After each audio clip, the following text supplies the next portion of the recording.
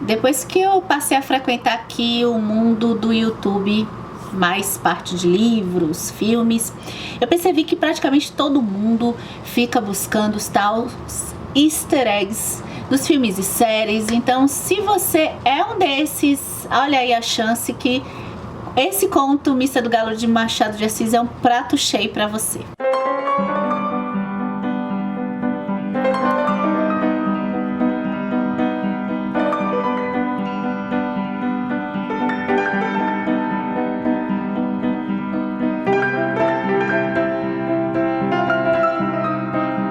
Missa do Galo é um conto de Machadinho que a gente se acostumou a chamar aqui nessa série com muita intimidade, em que a gente tem o nosso narrador, o Nogueira, já velho, já idoso, contando pra gente a experiência quando ele era bem jovenzinho e foi morar lá no Rio de Janeiro, na casa do primo da sua esposa, a Conceição. Ele já começa contando pra gente que a família do primo, né, o Menezes, era uma família muito tradicional, muito conservadora mesmo, né, os costumes. Ele fala que os costumes são muito antigos para aquela época, já do século XIX. E ele enfatiza muito essa coisa da rotina da casa, para mostrar pra gente como que os costumes dessa família eram muito conservadores para a época, né? Então ele vai dizer, por exemplo, que a família toda dormia muito cedo. Ele vai contar, por exemplo, que o Menezes, né, o marido da Conceição, tinha o hábito de dar umas saídas. A gente fica logo sabendo, apesar dele usar até narrando pra gente, né, o Nogueira falar assim que ele ia ao teatro, por exemplo, que é o caso até do que vai acontecer no conto, né? Esse ir ao teatro, a gente já fica no conto sabendo que ele pulava cerca e que a sua mulher, a Conceição, era uma santa, uma mulher resignada, uma mulher que ele vai descrever com vários elogios do que se esperava de uma mulher nessa época. Nessa noite que ele vai focar a narração dele, é que ele vai dizer que ele não consegue esquecer o que aconteceu, porque numa dessas noites que o Menezes sai para ir ao teatro, ele tá esperando, ele decide ficar até mais tarde, e não era costume da casa ficar acordado até mais tarde. Ele fica lá esperando dar o tempo para ir para Missa do Galo, que é na véspera do Natal. Ele tá esperando, o tempo demora de passar, e ele tá lendo, olha só, presta atenção, ele está lendo Os Três Mosquiteiros do Alexandre Dumas, ou Alexandre Dumas, que é um livro de altas aventuras, né? Eu tive a oportunidade de ler recentemente, comentei aqui em vídeos de leituras, mas ele tava já meio que enfadado. Repare, ele já tava esperando, o tempo não passava para chegar a hora dele ir para Missa do Galo, até que chega a Conceição na sala. Ele de cara acha que ele pode ter feito barulho e ter acordado ela, mas ela diz que não, que ela simplesmente acordou, não estava conseguindo dormir, e eles começam ali a ter uma conversa, digamos assim. A partir daí, minha amiga, meu amigo, começa o show da Xuxa. Não, começa o show de Machadinho, começa todo o jogo que tem de melhor nesse conto, essa atmosfera de sedução ou não é de sedução? Rola um clima ou não rola o clima?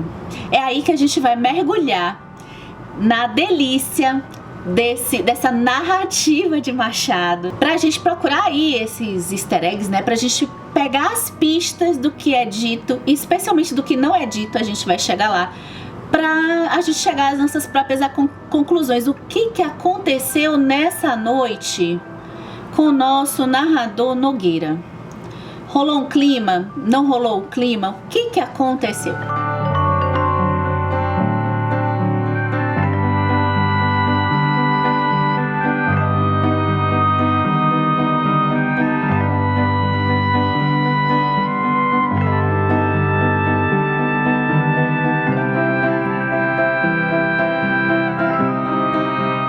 Eu já vou direto falar 4 temas que eu encontrei aqui no Missa do Galo, e eu já adianto que você pode colocar aqui nos comentários temas que você encontrou fora esses 4 que a gente vai dissecar aqui pra vocês. O primeiro é o casamento, que a gente até já mencionou esse tema do casamento, como que era esse casamento, o que representava pro ponto de vista da mulher e pro ponto de vista do homem.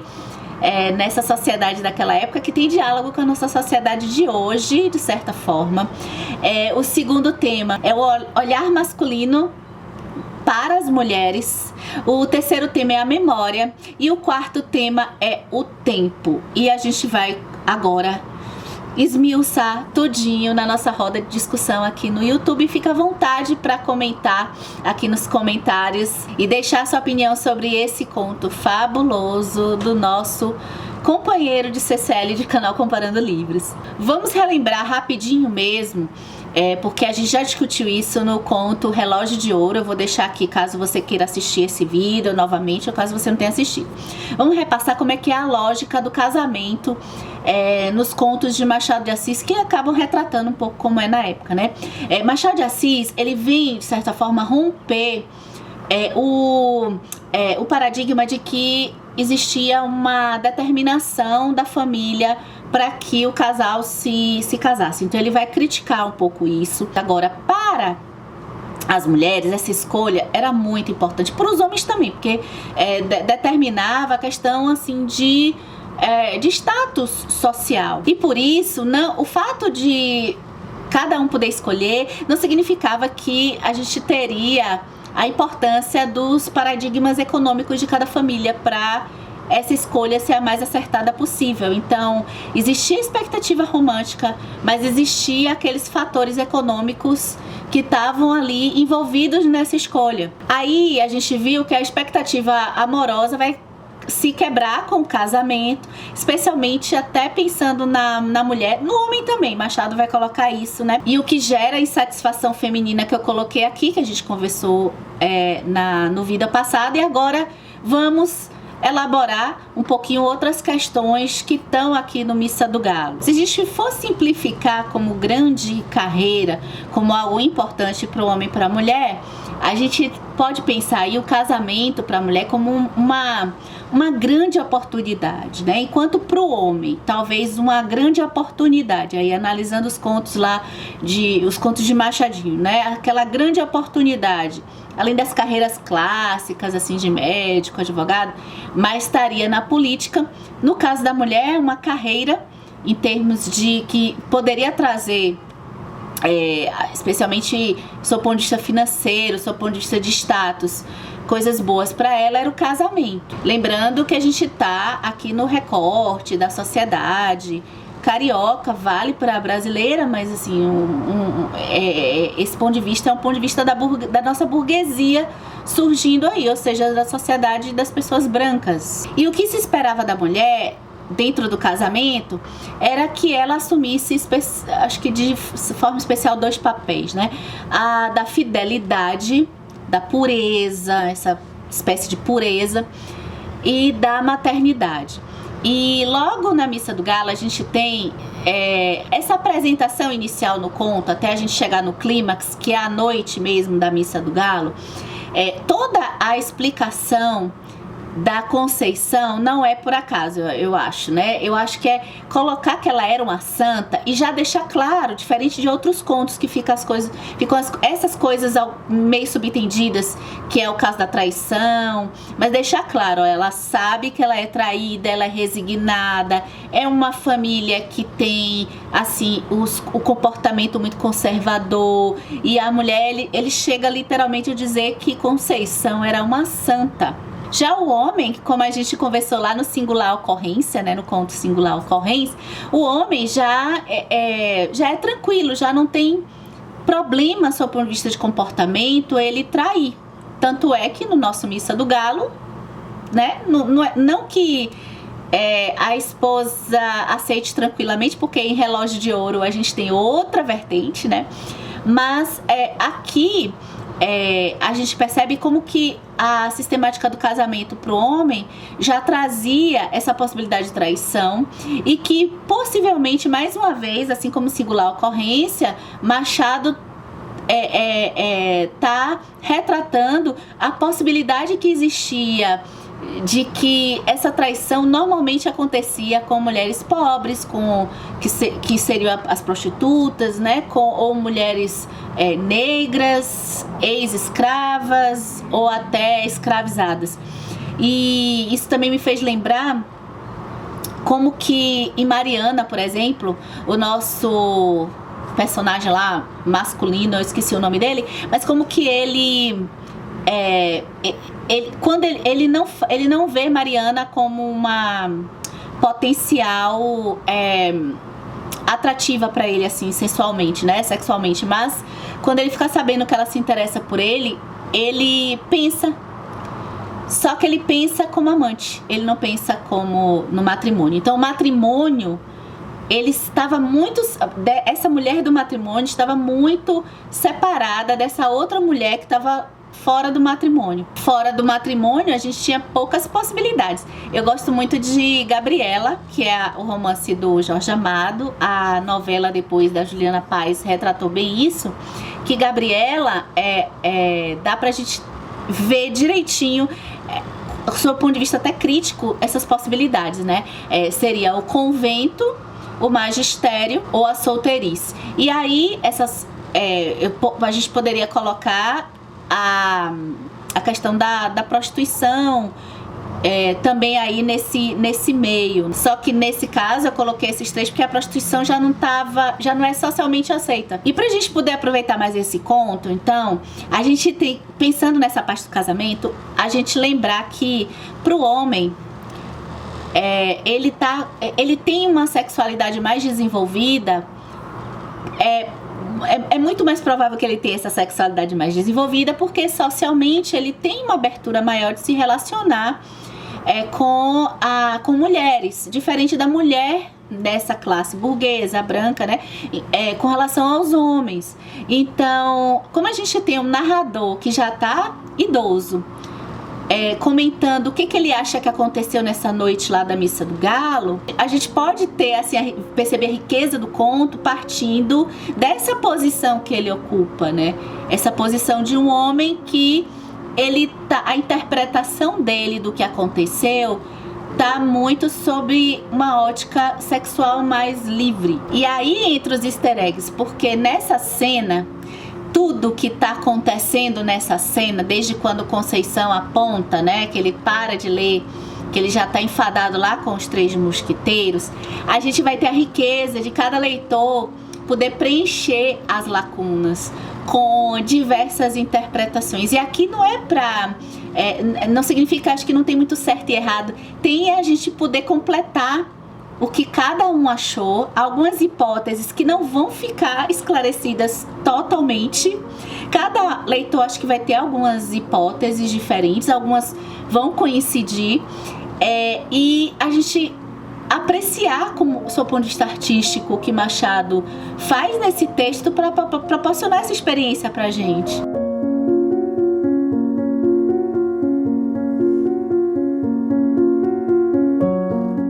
E aí eu li no artigo que se chama Entre Ditos e Interditos, e todas as referências para esse vídeo estão no box de descrições desse mesmo vídeo no YouTube, tá? Você fique à vontade para ler esses textos, eu acho que enriquece ainda mais a leitura. E eu gostei dessa relação que eu li, porque e aí eu acho que serve pra usar, eu acho que eu vou utilizar em outros contos, e você que tá assistindo esse vídeo, parabéns, você também vai poder usar isso nas leituras que vocês fizerem de outros contos, tanto de Machado quanto de outros escritores, né? Então, lá no artigo, a gente tem essa percepção de quatro parâmetros, digamos assim, de 4 pontos pra gente perceber. Primeiro o que é real e o que é imaginário. Então, assim, o que é real dentro da ficção, tá? Dentro do conto. O que realmente aconteceu?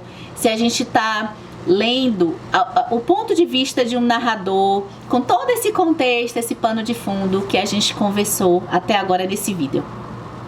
E o que pode ser imaginação dele?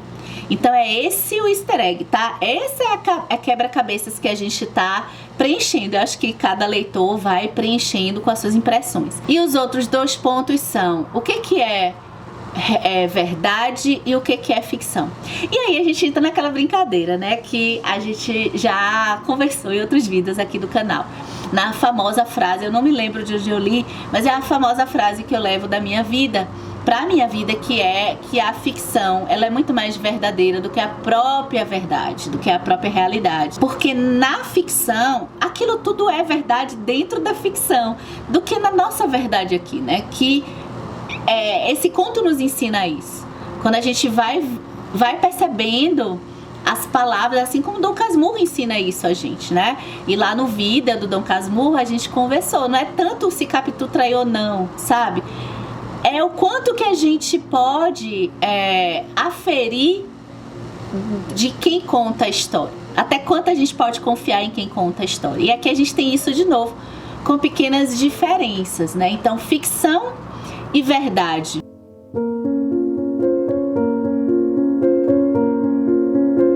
Então agora vamos mergulhar mais fundo aqui, ó. O que me impressionou mais nesse conto da Missa do Galo foi poder depois elaborar direitinho e pensar que o importante nesse texto não é tanto o que acontece, não é tanto o que é dito, né? É o que não acontece. É o que a gente tá supondo que aconteceu a partir do que foi dito, do que tá escrito. E aí as coisas não ditas, não escritas, que a gente, cada leitor, você vai também imaginar algumas coisas, elas são, às vezes, elas são nesse conto mais relevantes, possivelmente, do que o que tá ali escrito. Esse é um conto que vale mais o que não está escrito. Isso é uma loucura, isso é um negócio louco.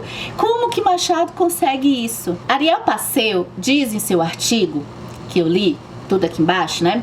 Que, na verdade, é como se o texto, a narrativa, fosse escapando das nossas mãos.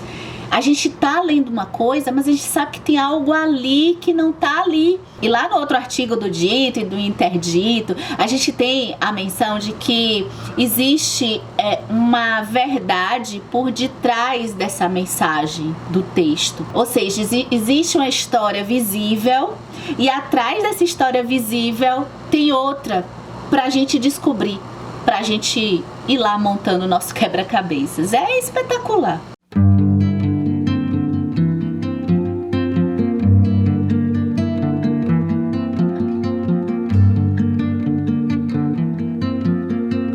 Então vamos lá, nesse contexto todo, eu quero falar assim o que foi que eu pensei. Eu pensei em algumas hipóteses lendo esse conto 3 vezes, né? Pensando lá de trás e juntando com essa nova leitura que foi ainda melhor.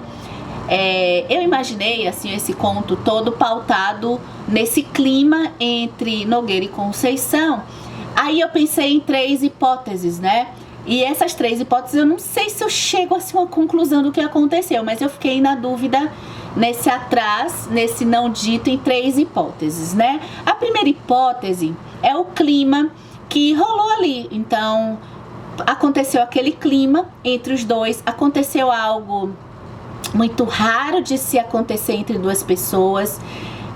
O que o narrador, o que Nogueira conta, aconteceu, mas não só do ponto de vista de que estava imaginando, não. Aconteceu uma conexão entre esse casal ali naquele momento que o tempo parou. E a gente vai falar do tempo daqui a pouco. E inclusive, essa conexão foi uma coisa até que me veio desde a primeira leitura.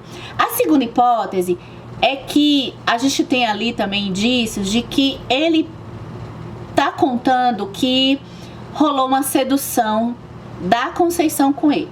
A Conceição ali também tem uma hipótese da gente estar lendo uma narrativa que sugere que a Conceição estava mostrando que ela não é essa santa, né? Que está o tempo todo, do começo especialmente, sendo enfatizado pelo narrador. E a terceira hipótese é a hipótese de que eu criei assim, né? É que, olha, ele tá contando um clima que aconteceu ali, ele percebeu alguns elementos de sedução ali na Conceição, mas ali ele sentiu uma atração por ela, tá? Também.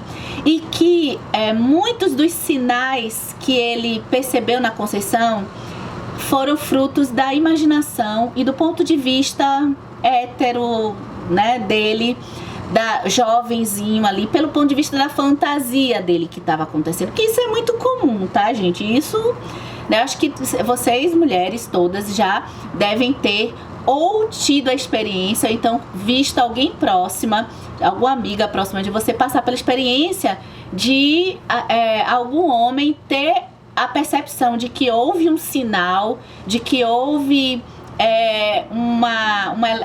algum gesto para atrair, né, sensualmente ele, que na verdade não aconteceu. Eu gosto das 3 hipóteses. Agora, eu acho que a segunda hipótese, se ele quer contar que ela tá seduzindo ele, eu acho que aí, pela lógica do que a gente já leu de Machado de Assis, não seria só isso. Teria uma outra camada que tá escondida, que seria lá Dom Casmurro, né? A gente meio que não validar muito ele. Então eu gosto mais, assim, não sei, eu fiquei nessas releituras aqui um pouco mais juntando a primeira hipótese com a terceira. Juntando não, assim, eu fico feliz de guardar a primeira hipótese, porque eu gosto desse tema do clima, eu gosto desse tema do tempo passar e 2 pessoas se conectarem sem nem tocar na outra, sabe? Tem uma atração, uma sedução, um clima sexual ali sem nem ter um toque. Elas têm um toque, né? Um toquezinho rápido ali. E eu também gosto dessa ideia da fantasia masculina, de estar lendo algumas coisas que pode acontecer com a gente também, viu? A gente tá lendo assim algum olhar do outro que não foi só um olhar e a gente tá achando, acho que ele tá querendo dizer alguma coisa. Eu gosto desses 2.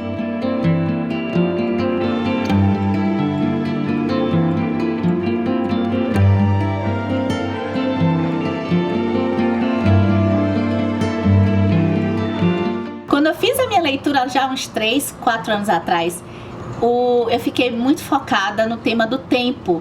E apesar de eu não ter encontrado muito pesquisa sobre o tema do tempo nesse conto da Missa do Galo, eu vim trazer aqui para a roda de discussão aqui nesse vídeo no YouTube. E o que foi que eu pensei, né? Nessa época, eu lendo agora, eu lembrei disso.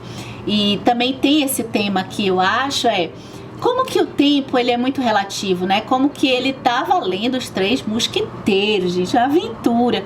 E o tempo não tava passando. Mas na hora que existe a conexão com o outro, seja ela ou interesse romântico ou não, quando existe essa conversa que me pareceu naquela época uma conversa interessante, ele estava interessado nela, ele estava interessado no enigma dela e ele estava sentindo uma atração ali também por ela, uma conexão. Também naquela época eu achei que até para além do sensual, sabe? Ele estava imaginando ali coisas com ela também. Então como que esse tempo funciona, de que quando deu tempo, ele estava ansioso para a Missa do Galo, mas quando deu tempo da Missa do Galo, ele nem estava mais, eu acho que se importando para a Missa do Galo. E aí eu fui lá para as minhas anotações, que eu lembro que eu fiz nessas leituras assim de mitologia grega e tal, dos 3 tempos, né? Que são Cronos, Kairos e Aion. Cronos é o nosso tempo aqui, né? É um tempo que a gente não... É o cronológico, né? A gente coloca as delimitações assim, mas a gente não controla esse tempo. Esse tempo ele tá nos devorando, que nem lá o quadro do Goya. A passagem dele é inevitável. A gente pode achar que foi rápido, não foi, mas assim, esse é o tempo que acontece mesmo, né? O Aion é aquele tempo indefinido, não tem como a gente também ter uma cronologia. Agora vamos pro Kairos, porque o Kairos é que quando eu peguei as anotações, eu disse, olha, Kairos.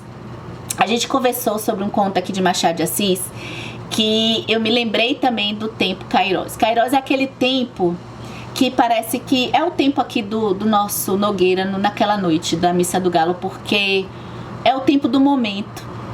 Esse tempo, ele tem assim, uma extensão que pode ser assim, ele pode ser... Geralmente a gente tem a sensação que passa rápido, porque é aquele tempo que a gente não vai esquecer, a gente vai levar conosco.